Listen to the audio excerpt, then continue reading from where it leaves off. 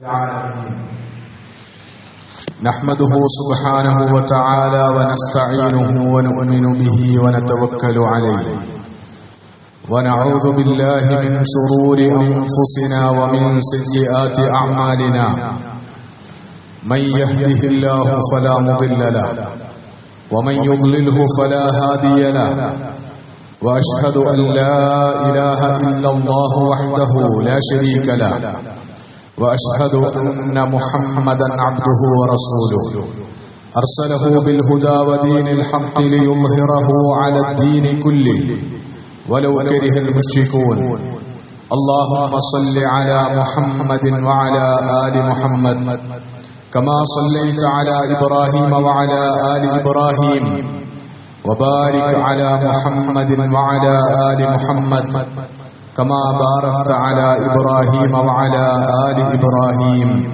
في العالمين إنك حميد مجيد أما بعد فإن خير الكلام كلام الله وخير الهدي هدي النبي محمد صلى الله عليه وسلم وشر الأمور محدثاتها وكل محدثة بدعة وكل بدعة ضلالة وكل ضلالة في النار أعاذني الله وإياكم من النار ألا لا إيمان لمن لا أمانة له ولا دين لمن لا عهد له عباد الله أوصيكم وإياي أولا بتقوى الله أعوذ بالله من الشيطان الرجيم بسم الله الرحمن الرحيم يا أيها الذين آمنوا اتقوا الله حق تقاته ولا تموتن إلا وأنتم مسلمون يا أيها الناس اتقوا ربكم الذي خلقكم من نفس واحدة وخلق منها زوجها وبث منهما رجالا كثيرا ونساء واتقوا الله الذي تساءلون به والأرحام إن الله كان عليكم رقيبا يا أيها الذين آمنوا اتقوا الله وقولوا قولا سديدا يصلح لكم أعمالكم ويغفر لكم ذنوبكم ومن يطع الله ورسوله فقد فاز فوزا عظيما ولقد نعلم أنك يضيق صدرك بما يقولون فسبح بحمد ربك وكن من الساجدين واعبد ربك حتى يأتيك اليقين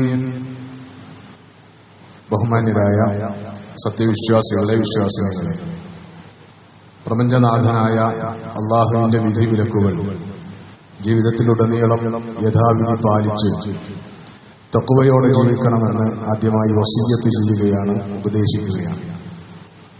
കാരുണ്യവാനായ നാഥൻ ജീവിതത്തിൽ തഖ്വ പുലർത്താനും അതുവഴി വാഗ്ദാനം ചെയ്യപ്പെട്ടിട്ടുള്ള എല്ലാ അനുഗ്രഹങ്ങളും ഇഹപര ജീവിതങ്ങളിൽ നേടിയെടുക്കാനും നമ്മെയും നമ്മുടെ മാതാപിതാക്കളെയും ഭാര്യാസന്താനങ്ങളെയും നമുക്ക് പ്രിയപ്പെട്ട എല്ലാവരെയും പ്രത്യേകമായി തുണക്കുകയും അനുഗ്രഹിക്കുകയും ചെയ്യുമാറാകട്ടെ. ആയിഷ റളിയല്ലാഹു അൻഹ റിപ്പോർട്ട് ചെയ്യുന്ന ഒരു ഹദീസിൽ അവർ പറഞ്ഞു, ജാഅ റജുലുൻ ഇലൻ നബി സല്ലല്ലാഹു അലൈഹി വസല്ലം, ഒരിക്കൽ റസൂലുള്ളാഹി സല്ലല്ലാഹു അലൈഹി വസല്ലമയുടെ അടുത്ത് ഒരാൾ വന്നു. എന്നിട്ട് അദ്ദേഹം റസൂലുള്ളാഹി സല്ലല്ലാഹു അലൈഹി വസല്ലമയോട് ഇങ്ങനെ പറഞ്ഞു, യാ റസൂലല്ലാഹ് വല്ലാഹി ഇന്നക ല അഹബ്ബു ഇലയ്യ മിൻ നഫ്സി, അല്ലാഹുവിന്റെ റസൂലേ, താങ്കൾ എനിക്ക് എന്നെക്കാൾ പ്രിയപ്പെട്ടവനാണ്. വ ഇന്നക അഹബ്ബു ഇലയ്യ മിൻ അഹ്ലി വ അഹബ്ബു ഇലയ്യ മിൻ വലദി, എനിക്ക് എന്റെ കുടുംബത്തെക്കാളും എന്റെ സന്താനങ്ങളെക്കാളും ഒക്കെ പ്രിയപ്പെട്ടയാൾ അങ്ങാകുന്നു എന്ന് റസൂലിനോട് പറഞ്ഞു. എന്നിട്ട് അദ്ദേഹം പറഞ്ഞു, വ അന്നീ ല അകൂനു ഫിൽ ബൈതി ഫഅദ്കുറുക ഫമാ അസ്ബിറു ഹത്താ ആതിയക ഫഅൻദുറു ഇലൈക,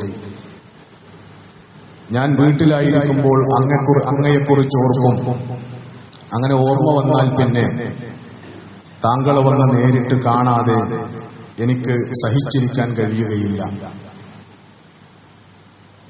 ആ അവസ്ഥയിലുള്ള ഞാൻ വഇദാ ദകർതു മൗതി വമൗതക അറഫ്തു അന്നക ഇദാ ദഖൽതൽ ജന്ന റഫഅത മഅൻ നബിയ്യീൻ.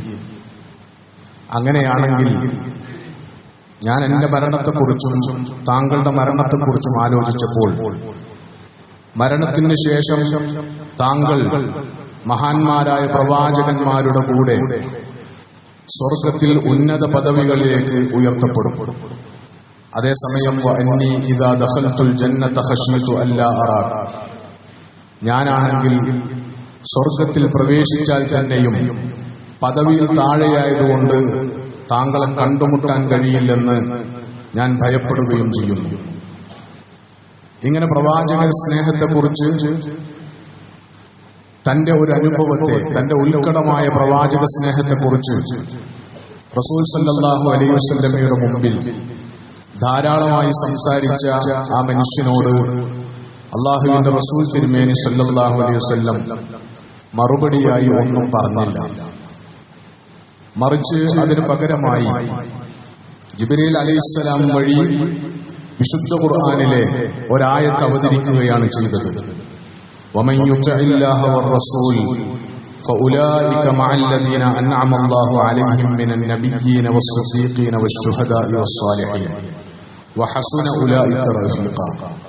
ആരെങ്കിലും അല്ലാഹുവിനെയും അല്ലാഹുവിന്റെ റസൂലിനെയും അനുസരിക്കുന്നുവെങ്കിൽ അവർ അല്ലാഹു അനുഗ്രഹിച്ച നബിമാരുടെയും സിദ്ദീഖീങ്ങളുടെയും ശുഹദാക്കളുടെയും സ്വാലിഹീങ്ങളുടെയും കൂടെയായിരിക്കും. അത് ഏറ്റവും മികച്ച കൂട്ടുകെട്ടായിരിക്കും എന്നും അല്ലാഹു സുബ്ഹാനഹു വ തആല ആ ആയത്തിൽ പ്രഖ്യാപിച്ചു. റസൂൽ സല്ലല്ലാഹു അലൈഹി വസല്ലമയുടെ മുമ്പിൽ വന്ന് തനിക്ക് റസൂൽ സല്ലല്ലാഹു അലൈഹി വസല്ലമയോടുള്ള അങ്ങേയറ്റത്തെ സ്നേഹത്തെ, റസൂലിനെ പിരിഞ്ഞിരിക്കാൻ കഴിയാത്ത വിധമുള്ള തന്റെ സ്നേഹത്തെക്കുറിച്ച് പറഞ്ഞ ഒരാളോട് അള്ളാഹുവിന്റെ പ്രതികരണമാണ് വമൻ യുതിഇല്ലാഹ വറസൂൽ ഫഉലൈക മഅല്ലദീന അൻഅമ അല്ലാഹു അലൈഹിം. സ്നേഹം എന്ന് പറയുന്നത് അവകാശപ്പെടാൻ പറ്റുന്ന കാര്യമാണ്. അത് പുറമേ കളക്കാൻ കഴിയുന്ന കാര്യമല്ല. അത് ഹൃദയത്തിന്റെ കാര്യമാണ്. പുറമേക്ക് അത് അളക്കാൻ കഴിയാത്ത കാര്യമാണ്. അതുകൊണ്ട് പ്രവാചക സ്നേഹം അവകാശപ്പെടുന്നുവെങ്കിൽ, അള്ളാഹുവോടുള്ള സ്നേഹം അവകാശപ്പെടുന്നുവെങ്കിൽ അതിന്റെ യാഥാർത്ഥ്യം അള്ളാഹുവിനും റസൂലിനുമുള്ള അനുസരണമാകുന്നു. സ്നേഹം അവകാശപ്പെട്ടയാൾക്കുള്ള പ്രതികരണമായി അവതരിക്കുന്ന ആയത്തിൽ അള്ളാഹു ആരെങ്കിലും അള്ളാഹുവിനെയും അള്ളാഹുവിന്റെ റസൂലിനെയും സ്നേഹിച്ചാൽ, ഇഷ്ടപ്പെട്ടാൽ അവർക്ക് ഇന്ന പദവിയുണ്ട് എന്ന് പറയുന്നതിന് പകരം ആരെങ്കിലും അള്ളാഹുവിനെയും റസൂലിനെയും അനുസരിച്ചാൽ അവർക്ക് ഉന്നതമായ പദവികളുണ്ട്. ശ്രേഷ്ഠരായ അമ്പിയാക്കളുടെ, ശുഹദാക്കളുടെ, സിദ്ദീഖീങ്ങളുടെ, സ്വാലിഹീങ്ങളുടെ കൂടെ എന്ന് പ്രഖ്യാപിക്കുകയാണ് ചെയ്തിട്ടുള്ളത്. അള്ളാഹുവിനോടുള്ള സ്നേഹത്തിന്റെയും പ്രവാചക സ്നേഹത്തിന്റെയും മർമ്മം അള്ളാഹുവിനെയും അള്ളാഹുവിന്റെ റസൂലിനെയും അനുസരിക്കലാകുന്നു. റസൂലിനെ സ്നേഹിക്കുന്നതിന്റെ മർമ്മം ഇത്തിബാഉ റസൂൽ ആകുന്നു എന്ന് അർത്ഥശങ്കക്കിടയില്ലാത്ത വിധം വിശുദ്ധ ഖുർആനും തിരുസുന്നത്തും പ്രഖ്യാപിച്ചിട്ടുള്ള കാര്യമാണ്. അതുകൊണ്ട് പ്രവാചക സ്നേഹം ജീവിതത്തിൽ ഒരു വിശ്വാസിയെ സംബന്ധിച്ചിടത്തോളം അനിവാര്യമായ കാര്യമാണ്. അത് വിശ്വാസത്തിന്റെ പൂർണ്ണതയിൽ വളരെ അനിവാര്യമായ ഘടകമാണ്. പക്ഷേ ആ സ്നേഹം അവകാശപ്പെട്ടതുകൊണ്ട് മാത്രം ആ സ്നേഹം പൂർണ്ണമാവുകയോ അതിനെ തുടർന്ന് ഈമാൻ പൂർണ്ണമാവുകയോ ഇല്ല. ആ സ്നേഹം പ്രകടമാകുന്ന മേഖല, പ്രകടമാകുന്ന രംഗം എന്ന് പറയുന്നത് ഏതളവിൽ അള്ളാഹുവിന്റെ റസൂലിനെയും അള്ളാഹുവിനെയും അനുസരിക്കാൻ കഴിയുന്നു, ഏതളവിൽ റസൂലിനെ ഇത്തിബാഅ് ചെയ്യാൻ കഴിയുന്നു എന്നതിലാണ് യഥാർത്ഥത്തിൽ പ്രവാചക സ്നേഹം നിലകൊള്ളുന്നത് എന്നതുമായി ബന്ധപ്പെട്ടുള്ള ഇസ്ലാമിക പ്രമാണങ്ങൾ ധാരാളമാണ്. അതുകൊണ്ട് ഒരാൾക്കും പ്രവാചകനെ ഇത്തിബാഅ് ചെയ്യാത്ത, പ്രവാചകനെ അനുസരിക്കാത്ത, പ്രവാചകാധ്യാപനങ്ങൾ ജീവിതത്തിൽ മാതൃകയായി സ്വീകരിക്കാനുള്ള തീരുമാനവും സന്നദ്ധതയുമില്ലാത്ത ഒരാൾക്കും പ്രവാചക സ്നേഹം അവകാശപ്പെടാൻ ഒരു ന്യായവുമില്ല എന്നുള്ളത് വളരെ ഖണ്ഡിതമായ കാര്യമാണ്. നമ്മൾ പ്രവാചക സ്നേഹം അവകാശപ്പെടുന്ന ഒരു കാലത്താണ് ജീവിച്ചുകൊണ്ടിരിക്കുന്നത്. അങ്ങനെയുള്ള ഒരു സന്ദർഭമാണ് കടന്നുപോയിക്കൊണ്ടിരിക്കുന്നത്. പ്രവാചക സ്നേഹത്തിന്റെ വ്യത്യസ്തമായ പ്രകടനങ്ങൾ നടന്നുകൊണ്ടിരിക്കുന്ന ഒരു കാലത്താണ് നമ്മൾ ജീവിച്ചുകൊണ്ടിരിക്കുന്നത്. അതിന്റെ ശരിതെറ്റുകൾ അവിടെ ഇരിക്കട്ടെ എന്ന് പറഞ്ഞുകൊണ്ട് നമുക്ക് നിർബന്ധമായും നമ്മയും മുസ്ലിം സമുദായത്തെയും ഉത്ബോധിപ്പിക്കേണ്ടുന്ന കാര്യം പ്രവാചകനെ ഇത്തിബാഅ് ചെയ്തുകൊണ്ടല്ലാതെ, പ്രവാചകന്റെ സുന്നത്തിനെ ഇത്തിബാഅ് ചെയ്തുകൊണ്ടല്ലാതെ, അതിനെ മുറുകെ പിടിച്ചുകൊണ്ടല്ലാതെ ഒരാൾക്ക് പ്രവാചകനെ സ്നേഹിക്കാനും അതുവഴി ഈമാനിന്റെ പൂർണ്ണത കൈവരിക്കാനും കഴിയുകയില്ല എന്ന യാഥാർത്ഥ്യമാണ്. പ്രത്യേകിച്ചും നമ്മൾ ജീവിക്കുന്ന കാലം സുന്നത്ത് നിഷേധത്തിന്റെ കാലമാണ്, ഹദീസ് നിഷേധത്തിന്റെ കാലമാണ്. ഹദീസുകളെ കുറിച്ച്, ഹദീസ് നിഷേധത്തിനും ഹദീസിന്റെ പ്രാമാണികതയെ തള്ളിക്കളയാനും വളരെ ബോധപൂർവമായ പ്രൊജക്ടുകൾ നിർമ്മിക്കപ്പെട്ട് അത് നടപ്പിലാക്കാനുള്ള ശ്രമങ്ങൾ വളരെ വ്യാപകമായി നടന്നുകൊണ്ടിരിക്കുന്ന കാലത്താണ് നമ്മൾ ജീവിച്ചുകൊണ്ടിരിക്കുന്നത്.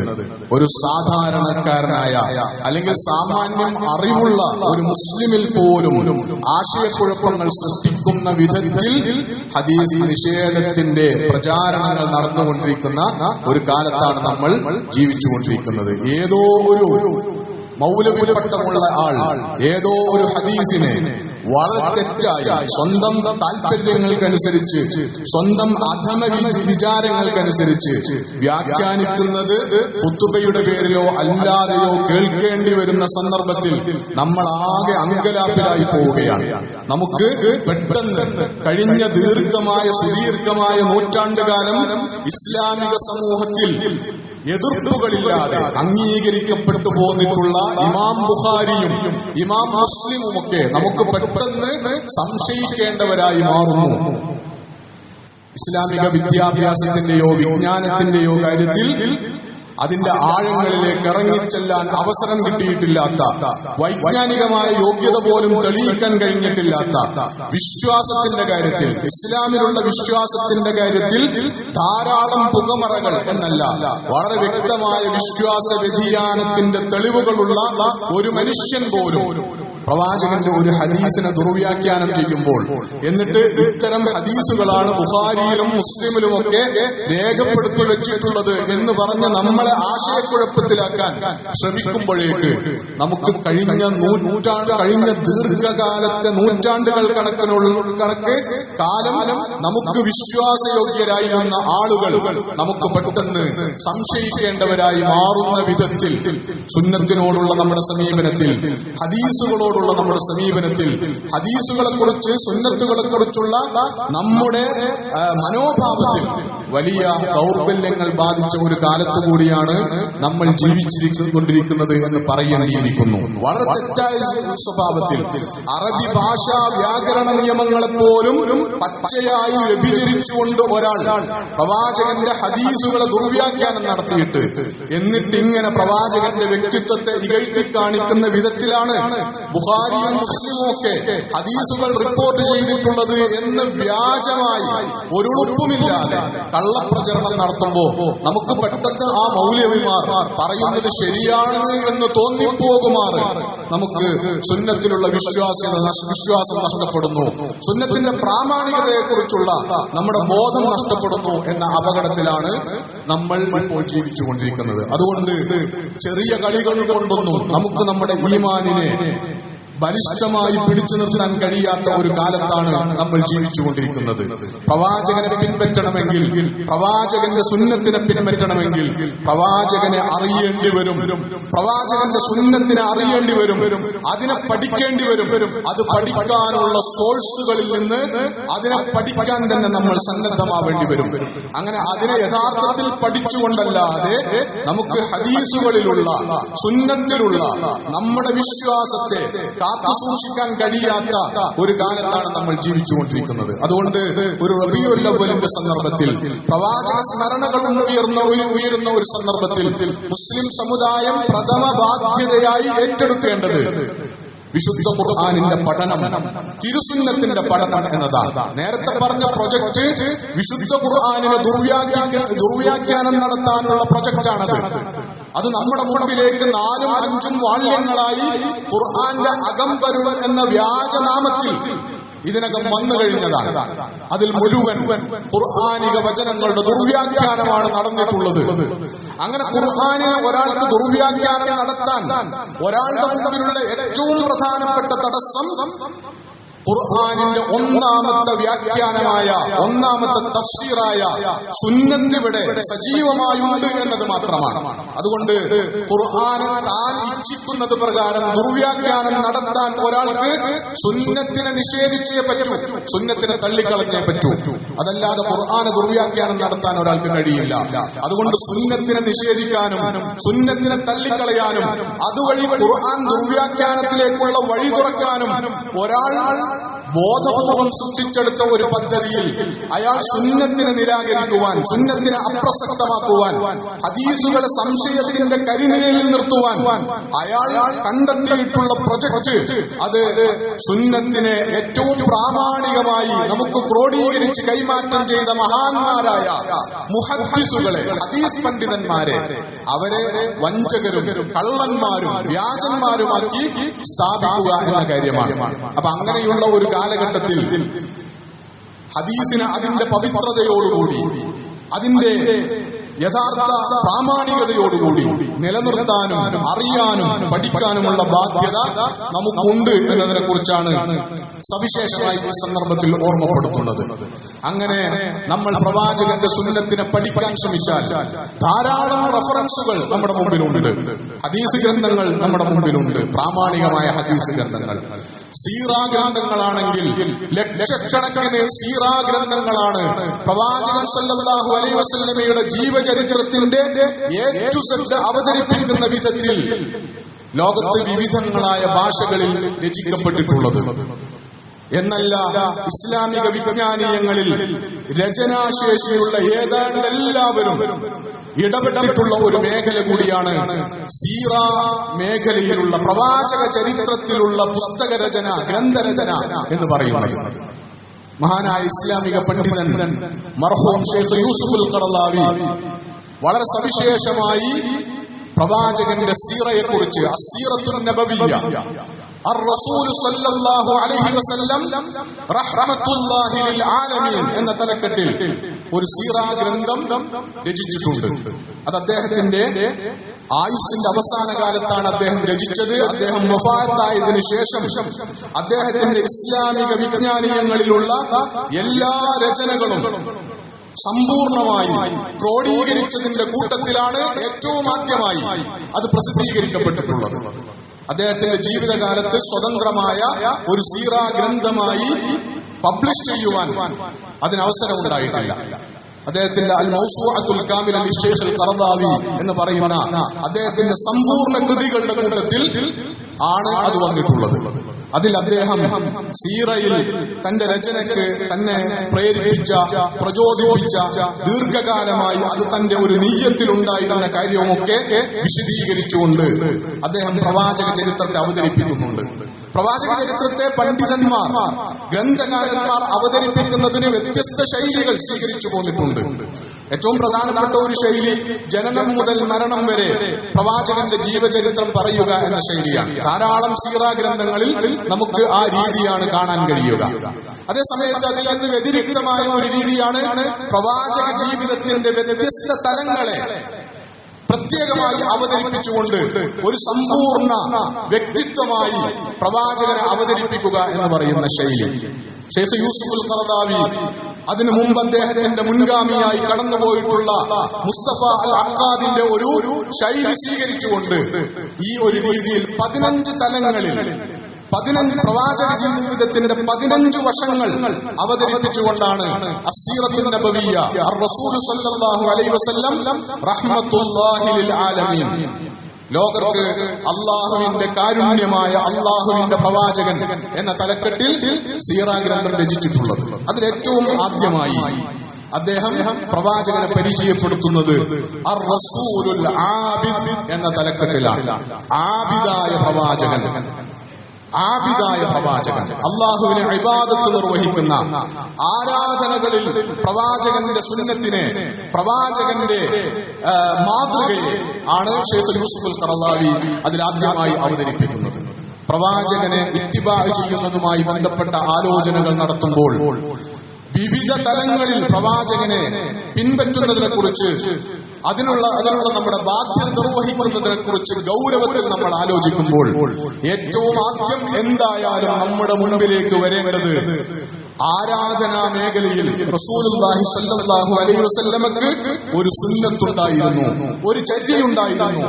വളരെ കൃത്യമായ അടുക്കും ചിട്ടയുമുള്ള ഒരു ആരാധനാ ജീവിതം റസൂലുള്ളാഹി സ്വല്ലല്ലാഹു അലൈഹി വസല്ലമക്ക് ഉണ്ടായിരുന്നു. കാരണം ഇബാദത്ത് എന്ന് പറയുന്നത് മനുഷ്യ സൃഷ്ടിപ്പിന്റെ തന്നെ ലക്ഷ്യമാണ്. സകല പ്രവാചകന്മാരെയും അല്ലാഹു സുബ്ഹാനഹു വ തആല നിയോഗിച്ചിട്ടുള്ളത് അനിഅബ്ദുല്ലാഹ വജ്തനിബുത് ത്വാഗൂത്ത് എന്ന ആഹ്വാനം നടത്താൻ, അതിന്റെ പ്രബോധനം നിർവഹിക്കാനും അതിന്റെ അടിസ്ഥാനത്തിൽ ഒരു സാമൂഹ്യ മാറ്റത്തിന് നേതൃത്വം കൊടുക്കാനുമാണ്. അതുകൊണ്ട് ഇബാദത്ത് പ്രധാനമാണ്. ഇസ്ലാമിക പ്രമാണങ്ങളുടെ പൊതുവായ സങ്കല്പമനുസരിച്ച് മനുഷ്യൻ ജീവിതത്തിൽ ചെയ്യുന്ന എല്ലാ കാര്യങ്ങളും അല്ലാഹുവിനുള്ള ഇബാദത്താണ്.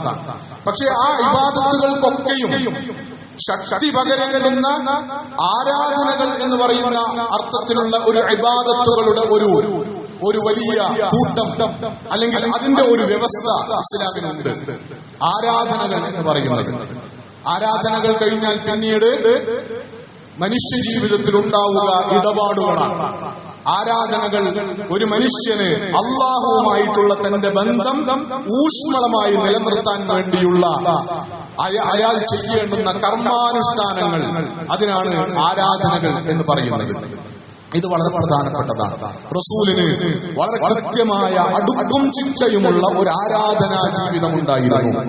അതുകൊണ്ട് മുസ്ലിം സമുദായത്തിന് അഭിപ്രായ വ്യത്യാസമില്ലാത്ത കാര്യമാണ് ആരാധനകളുടെ കാര്യത്തിൽ പ്രവാചകൻ ഇത്തിബാ ചെയ്യപ്പെടേണ്ടയാളാണ് എന്ന കാര്യത്തിൽ മുസ്ലിം സമുദായത്തിൽ ഒരാൾക്കും അഭിപ്രായ വ്യത്യാസമില്ലാത്തതാണ്.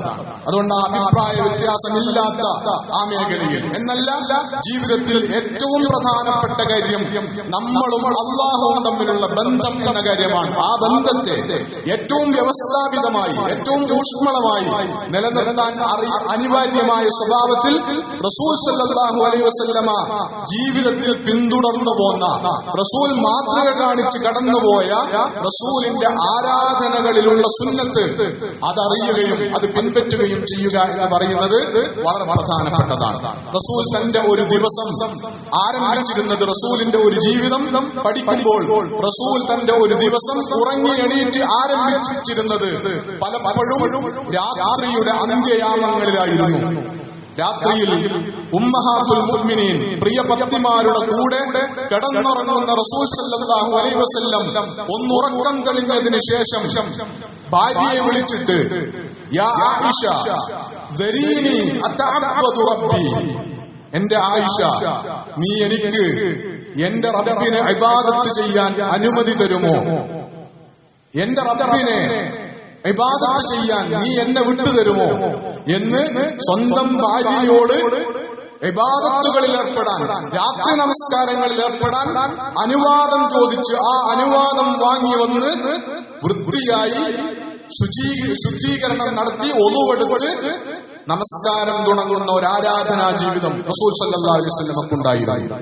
ദീർഘമായ രാത്രി നമസ്കാരങ്ങൾ, അതിൽ ദീർഘമായ പ്രാർത്ഥനകൾ, ദീർഘമായ ദിക്റുകൾ, ദീർഘമായ കരച്ചിലുകൾ, അങ്ങനെ താടിയും മടിയും നിലവുമൊക്കെ കരഞ്ഞ് നനഞ്ഞു പോകുന്ന വിധത്തിൽ അല്ലാഹുവുമായി ഖിയാമുൽ ലൈലിലൂടെ ആരാധനാപരമായ ബന്ധം സ്ഥാപിക്കുന്ന, അങ്ങനെ തുടങ്ങുന്ന ഒരു ദിവസം, അതാണ് റസൂലുള്ളാഹി സ്വല്ലല്ലാഹു അലൈഹി വസല്ലമയുടെ ദിനങ്ങൾ എന്ന് പറയുന്നത്. അവിടെ നിന്ന് അങ്ങോട്ട് പോയി ബിലാല് വരുന്നു, സുബഹിക്ക് ബാങ്ക് കൊടുക്കുന്നു. സുബഹിക്ക് മുമ്പുള്ള 2 റക്അത്ത് നമസ്കാരം റസൂലുള്ളാഹി സ്വല്ലല്ലാഹു അലൈഹി വസല്ലം ഏത് സന്നിഗ്ധ ഘട്ടങ്ങളിലും വിടാതെ മുറുകെ പിടിച്ചിരുന്നതാണ് എന്നത് സഹാബികളിൽ പലരും സാക്ഷ്യപ്പെടുത്തിയിട്ടുണ്ട്. സുബഹി നമസ്കാരത്തിന് റസൂല് നേതൃത്വം കൊടുക്കുന്നു. ആ സുബഹി നമസ്കാരത്തിന് ശേഷം പള്ളിയിൽ തന്നെ സൂര്യോദയം വരെ കഴിച്ചുകൂട്ടുന്ന പ്രവാചകൻ ഒന്നുകിൽ നിതാന്തമായ ദിക്റുകളിൽ അല്ലെങ്കിൽ സഹാബികളുമായിട്ടുള്ള പഠന പ്രവർത്തനങ്ങളിൽ ഒക്കെ മുഴുകി പള്ളിയിൽ തന്നെ കഴിച്ചുകൂട്ടുന്ന, അങ്ങനെ ളുഹാ നമസ്കാരത്തിന്റെ സമയമാകുമ്പോൾ ളുഹാ നമസ്കരിക്കുന്ന 4 റക്അത്ത് സ്ഥിരമായി റസൂലുള്ളാഹി സ്വല്ലല്ലാഹു അലൈഹി വസല്ലം ളുഹാ നമസ്കാരം നിർവഹിച്ചിരുന്നു എന്ന് ഉമ്മുൽ മുഅ്മിനീൻ ആയിഷ റളിയല്ലാഹു അൻഹ സാക്ഷ്യപ്പെടുത്തിയിട്ടുണ്ട്. അവിടുന്ന് ബാക്കിയുള്ള നമസ്കാരങ്ങൾ, അതിനിടയ്ക്ക് റസൂലുള്ളാഹി സ്വല്ലല്ലാഹു അലൈഹി വസല്ലം ഒരു പൊതു ജീവിതത്തിൽ ഇടപെടേണ്ട ബാധ്യതയുള്ള അള്ളാഹുവിന്റെ ഒരു പ്രവാചകനും മദീനയിലെ ഒരു രാഷ്ട്രനായകനും എന്നുള്ള നിലക്ക് മനുഷ്യരുടെ സാമൂഹ്യ രാഷ്ട്രീയ മണ്ഡലങ്ങളുമായി ബന്ധപ്പെട്ട പ്രശ്നങ്ങൾ റസൂൽ ഇടപെട്ടുകൊണ്ടിരിക്കുന്നുണ്ട്. അതിനിടയ്ക്ക് റസൂല് വീട്ടുജോലികൾ നിർവഹിക്കുന്നുണ്ട്. അങ്ങനെ വീട്ടുജോലികളിൽ ഇങ്ങനെ മുഴുകി ഇരിക്കുന്ന പ്രവാചകൻ പെട്ടെന്ന് പള്ളിയിൽ നിന്ന് ബാങ്ക് കേൾക്കും.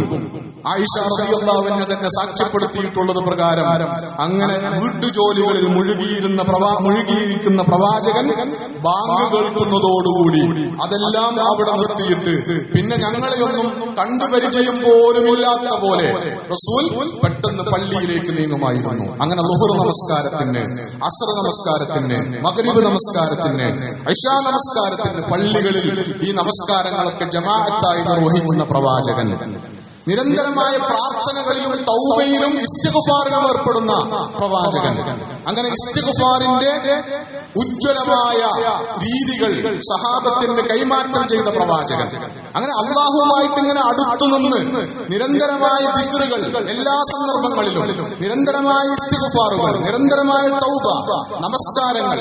എന്നാൽ ഏറ്റവും പ്രധാനപ്പെട്ട കാര്യം ഇങ്ങനെ ആരാധനകളിൽ മുഴുക. 2 കാര്യവും നമ്മൾ മനസ്സിലാക്കണം.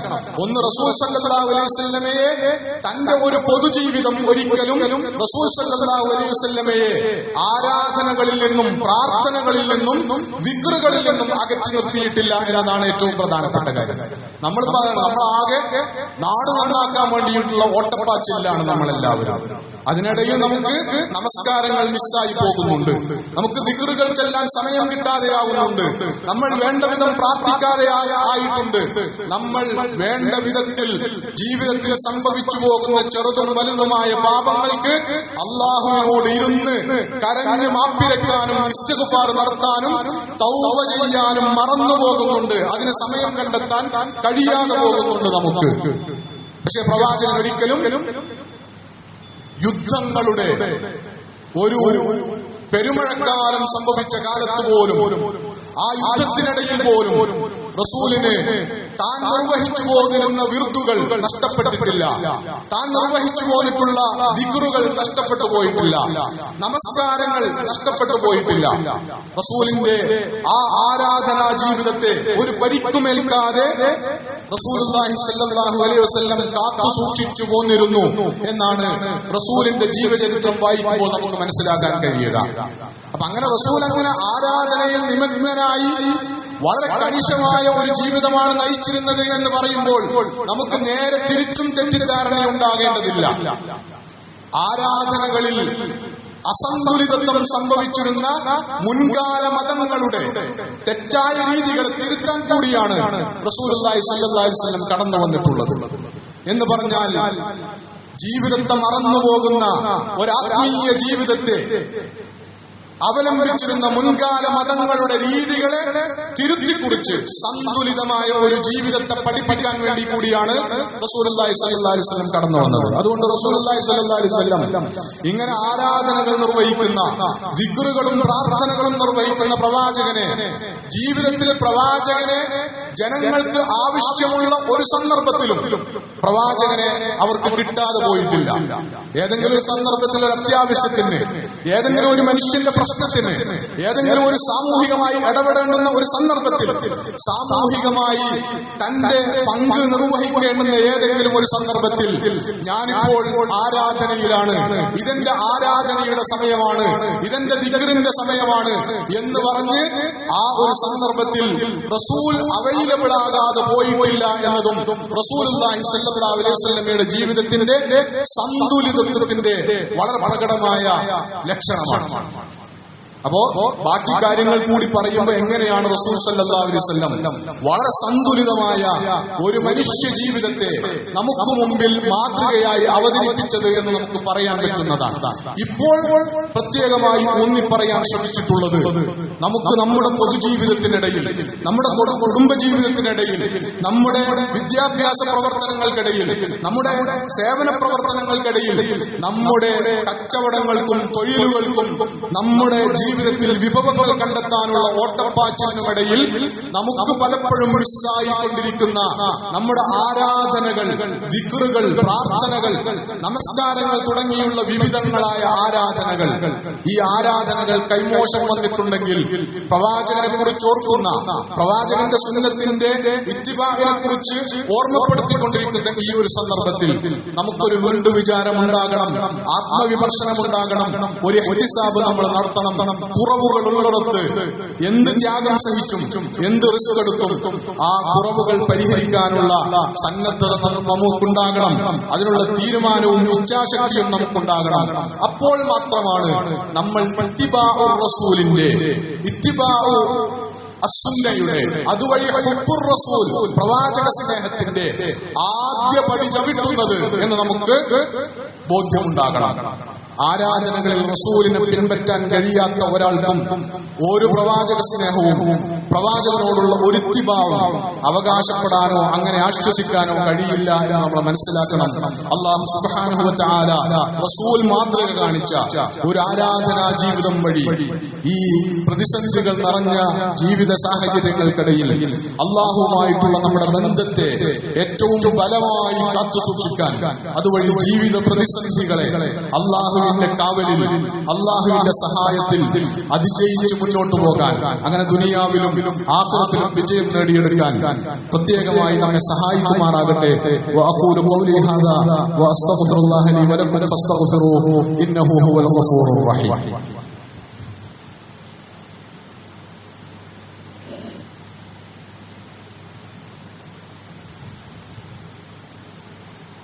الحمد لله رب العالمين والعاقبة للمتقين ولا عدوان إلا على الظالمين. اللهم صل وسلم وبارك على محمد وعلى آله وصحبه أجمعين. عباد الله أوصيكم وإياي ثانيا بتقوى الله. يا أيها الذين آمنوا اتقوا الله ولتنظر نفس ما قدمت لغد واتقوا الله إن الله خبير بما تعملون. ബഹുമാനരായ സത്യവിശ്വാസികളെ, വിശ്വാസിനികളെ, അല്ലാഹുവിനെ സൂക്ഷിച്ച് തഖ്വയോടെ ജീവിക്കണമെന്ന് ഒരിക്കൽ കൂടി വസിയ്യത്ത് ചെയ്യുകയാണ്, ഉപദേശിക്കുകയാണ്. ഒരു കാര്യം പ്രത്യേകമായി ഓർമ്മപ്പെടുത്തുകയാണ്. ഇപ്പോൾ അടുത്ത വർഷത്തേക്കുള്ള ഹജ്ജ് രജിസ്ട്രേഷന്റെ സമയമാണ് എന്നെല്ലാവരെയും ഓർമ്മപ്പെടുത്തുകയാണ്. ഹജ്ജ് ചെയ്യാൻ ബാധ്യതയുള്ള, സാമ്പത്തികമായും ആരോഗ്യപരമായും ശേഷിയുള്ള ആളുകൾ, ഹജ്ജ് നിർബന്ധമായ ആളുകൾ അതിനുള്ള മുന്നൊരുക്കങ്ങൾ തുടങ്ങേണ്ടുന്ന ഒന്നാമത്തെ സന്ദർഭമാണിത്.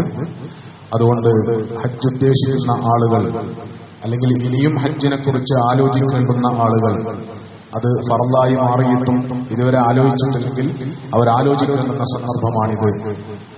ആ നിലക്ക് സർക്കാർ വഴിയുള്ള ഹജ്ജ് ചെയ്യാനുള്ള അവസരത്തിന് വേണ്ടി രജിസ്ട്രേഷൻ നടത്തേണ്ടുന്ന സന്ദർഭമാണ്. നിലവിൽ 23-ാം തീയതി വരെയാണ് അതിന്റെ അവധി നിശ്ചയിച്ചിട്ടുള്ളത്. അഥവാ അടുത്ത തിങ്കളാഴ്ച വരെയാണ് അതിന്റെ അവധി, അതിന്റെ സമയം നിർണയിച്ചിട്ടുള്ളത്.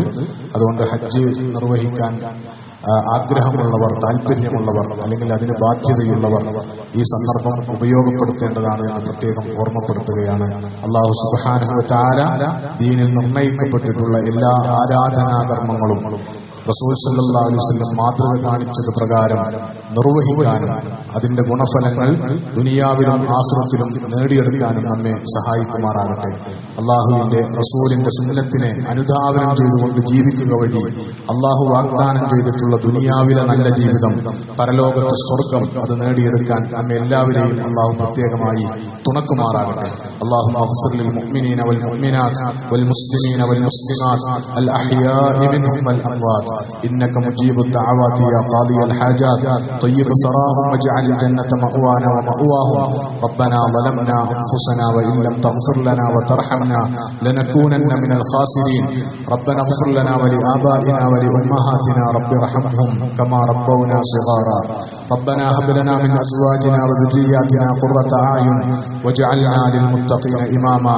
ربنا اغفر لنا ولإخواننا الذين سبقونا بالإيمان ولا تجعل في قلوبنا غلا للذين آمنوا ربنا إنك رؤوف رحيم. اللهم ارحم موتانا وموتى المسلمين واشف مرضانا ومرضى المسلمين. اللهم انصر الإسلام والمسلمين في كل مكان في العالم يا رب العالمين. ربنا آتنا في الدنيا حسنة وفي الآخرة حسنة وقنا عذاب النار. ربنا توفنا مسلمين وألحقنا بالصالحين. ربنا تقبل منا إنك أنت السميع العليم وتب علينا إنك أنت التواب الرحيم. فاغفر لنا يا غافر المذنبين وارحمنا بأنواع رحمتك يا أرحم الراحمين. وصلى الله تعالى وسلم على خير خلقه سيدنا محمد وعلى آله وصحبه أجمعين.